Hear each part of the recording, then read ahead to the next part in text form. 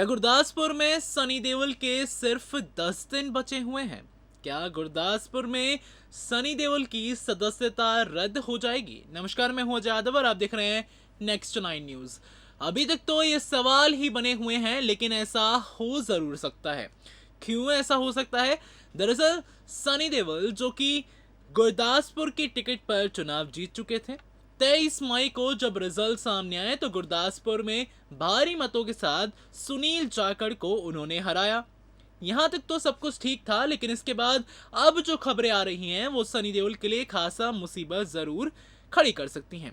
बड़ी बात यह है कि चुनाव के दौरान, प्रचार के दौरान, जैसा कि हमने आपको कई बार बताया है कि एक सीमित रकम होती है। उस रकम से ऊपर अगर कोई खर्च करता है तो उसके ऊपर ईसी जो है सख्त कदम उठा सकती है। और अब ऐसा ही कुछ जो है सनी देओल के साथ होता हुआ नजर आ रहा है, क्योंकि एक सीमित रकम सनी देओल को भी दी गई थी।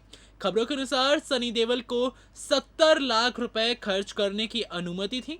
इससे ऊपर अगर वो खर्च करते हैं तो वो चुनाव आयोग या फिर ईसी के विरुद्ध दिखता। खैर, इसी को लेकर अब खबर ये सामने आई कि 70 लाख नहीं, सनी देओल तो 86 लाख रुपए तक का खर्चा कर चुके हैं। एक और बड़ी खबर सामने ये आई कि जब चुनाव प्री प्रचार और साथ ही इन तमाम जो होती हैं, मतलब अपनी रैलियां और इनमें जो खर्चा होता है, इन सब से हटकर एक ब्यौरा देना पड़ता है अपने खर्चे का, जो ब्यौरा भी सनी देओल ने नहीं दिया था। ये ब्यौरा पहले देना पड़ता है, लेकिन अब भी सनी देओल को 10 दिन दिए गए हैं अपनी रकम का ब्यौरा देने का। जो भी उन्होंने खर्चा किया है उसके बारे में पूरी तरह से स्पष्ट जानकारी देने के लिए सनी देओल को ये 10 दिन दिए गए हैं। और ये 10 दिन सच में सनी देओल के लिए बेहद ज़्यादा अहम हो सकते हैं, क्योंकि भाई अगर उनका खर्च ज़्यादा निकला तो उनकी सदस्यता तक रद्द हो सकती है।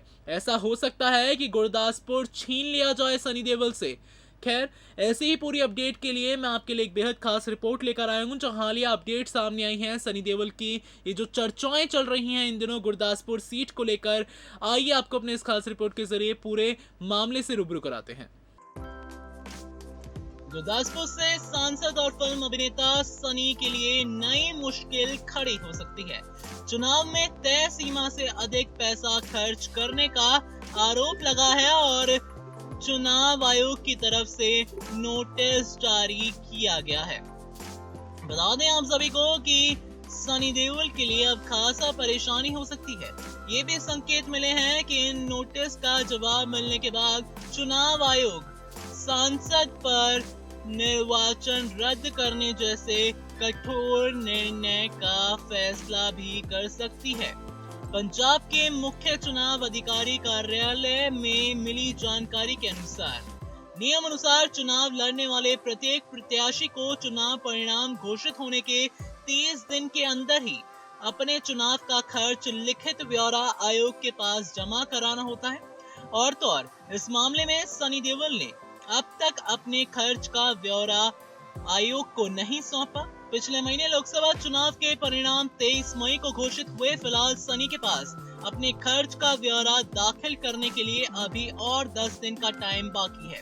उधर श्री आनंदपुर साहिब के नवनिर्वाचित सांसद मनीष के खिलाफ उनके प्रतिद्वंदी अकाली दल के प्रत्याशी प्रेम ने चुनाव आयोग को शिकायत दी थी कि तिवारी ने चुनाव प्रचार में तय सीमा से ज्यादा का खर्चा किया। और तो और आपको ये बताना चाहेंगे कि मुख्य चुनाव अधिकारी कार्यालय का कहना है कि शिकायत पर जहां एक तरफ मनीष तिवारी के खिलाफ जांच शुरू कर दी गई है, तो वहीं एक तरफ सनी देओल का भी अब उनको जो 10 दिन सौंपे गए हैं उस पर देखना होगा कि आखिरकार क्या कुछ होता है, क्योंकि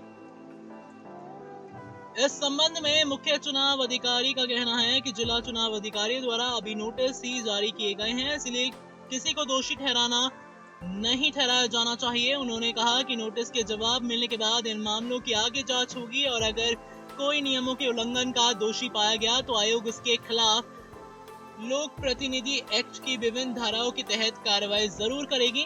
खैर, अब सनी देओल को जो 10 दिन मिले हैं अपना ब्यौरा देने के, तो देखते हैं कि आखिरकार सनी देओल अपने इस 10 दिन में क्या करते हैं। लेकिन एक बात जरूर है, बीजेपी को झटका जरूर मिल गया है अभी गुरदासपुर से। और क्या गुरदासपुर में सनी देओल के केवल यही 10 दिन बचे हैं जो कि उनको दिए गए हैं, इसका फैसला जल्द ही सामने आ जाएगा।